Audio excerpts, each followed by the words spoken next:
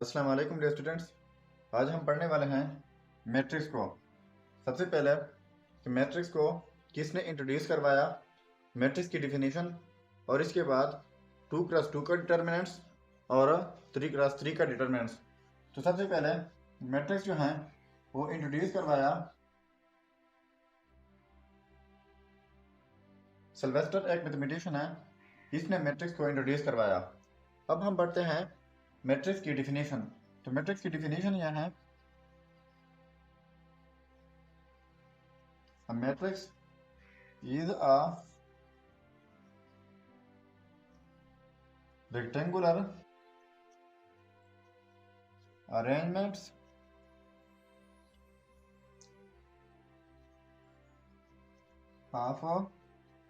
of real numbers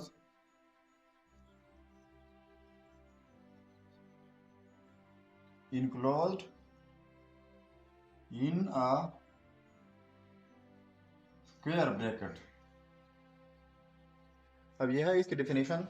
a matrix is a rectangular arrangement of a real numbers enclosed in a square bracket. Just ये rectangular arrangement है real numbers का, और इसको enclose करना होगा एक स्क्वायर ब्रैकेट में। तो स्क्वायर ब्रैकेट जो है इस तरह होता है स्क्वायर ब्रैकेट। अब रियल नंबर जो है इसको हमने इसके अंदर इनक्लोज करना है एक रेक्टेंगुलर अरेंजमेंट के साथ। तो ये मिसाल के तौर पर A B C D E and F G H I, इस स्क्वायर ब्रैकेट में रियल नंबर्स को इनक्लोज करना मैट्रिक्स कहलाता है। अब हम पढ़ते हैं ऑर्डर ऑफ मैट्रिक्स। ठीक है, तो ऑर्डर ऑफ मैट्रिक्स इस तरह होता है कि मैट्रिक्स में ये वाले एलिमेंट्स ये होते हैं रो, और ये वाले एलिमेंट इस साइड से ये होते हैं कॉलम। तो ऑर्डर ऑफ मैट्रिक्स में डिनोट कर लेता हूँ रो को एम से, कि किसी मैट्रिक्स में कितने रोज हैं। तो 1 2 एंड 3 रोज हैं, और इसके बाद इसमें कॉलम कितने हैं। तो कॉलम भी एन से डिनोट कर लेता हूँ। तो कॉलम 1 2 एंड 3, तो कॉलम भी 3 है, और ये मैट्रिक्स मिसाल के तौर पर ए है। तो इसका ऑर्डर हम लिखेंगे कि इस मैट्रिक्स का कि ए 3x3, पहले रो होना चाहिए जिसके बाद कॉलम। अगर पहले आपने कॉलम लिख लिया और इसके बाद रो तो ये फिर गलत होगा। तो ये इसका ऑर्डर भी हो गया। अब हम पढ़ते हैं 2x2 मैट्रिक्स का डिटर्मिनेंट्स, 3x3 का भी। अब हम पढ़ते हैं डिटर्मिनेंट ऑफ मैट्रिसेस। लेट कर लेते हैं कि हमारे पास कोई मैट्रिक्स हैं 2 3 और 3 एंड 5। ये कौन सा मैट्रिक्स है? 2x2, यानी जिसमें 2 रोज भी हैं और 2 कॉलम भी हैं। अब इसका हम डिटर्मिनेंट लगाते हैं। तो डिटर्मिनेंट का नोटेशन है इस तरह। सो इसी को भी हम डिटर्मिनेंट वाले नोटेशन में इनक्लोज कर लेंगे। So A determinant is equal to, पहले डायगोनल एलिमेंट मल्टीप्लाई करने होते हैं 2x5 माइनस फिर ये वाले एलिमेंट 3x3।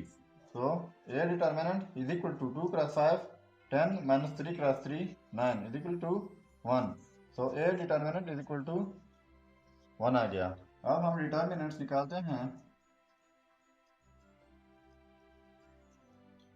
3x3 मैट्रिक्स का। हमारे पास कोई मैट्रिक्स हैं, ये इज इक्वल टू 1 2 3 3 2 6 एंड 5 7 1। ये 3x3 मैट्रिक्स हैं, क्योंकि इसमें आप देख सकते हैं कि रो कितने हैं 1 2 एंड 3। तो 3 रो हैं क्रॉस 1 2 3 कॉलम भी हैं।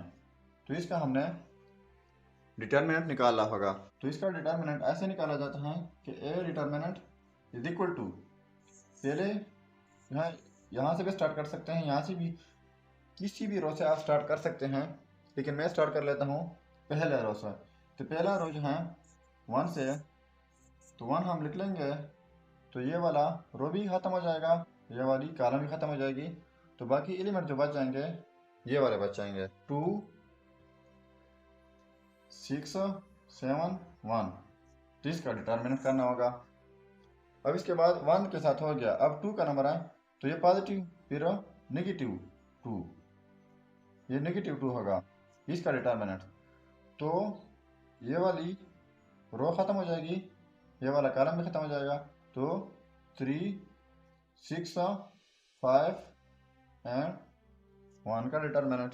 फिर इसके बाद प्लस 3 की बारी है, तो 3 लिख लेंगे डिटर्मिनेंट, ये वाली कॉलम ख़त्म, ये वाली रो ख़त्म, 3 2 5 एंड 7 का डिटर्मिनेंट। ये डिटर्मिनेंट इज इक्वल टू 1, तो 1 ही है। अब इनका हम डिटर्मिनेंट निकालेंगे। 2 क्रॉस 2 हम पहले कर चुके हैं, तो ये वाले पहले मल्टीप्लाई करते हैं माइनस ये वाले, तो 2 माइनस 6 7 42 माइनस 2 इनका डिटर्मिनेंट यानी 3 माइनस ये 6 5 30 प्लस 3 पहले ये 3 7 21 minus 2 5 10। A determinant is equal to 2 minus 42 minus 40 minus 2 3 minus 30 क्या हो जाएगा माइनस 27 हो जाएगा, प्लस 3 ये आ जाएगा हमारे पास 11। A determinant is equal to minus 40 minus and minus positive हो जाएगा, 2 क्रॉस 27 54 हो जाएगा, plus 11 3 33। A determinant is equal to minus 40 plus 54 plus 33, ये 87 हो जाएगा, 87 माइनस 40 47। सो यह है हमारा रिजल्ट।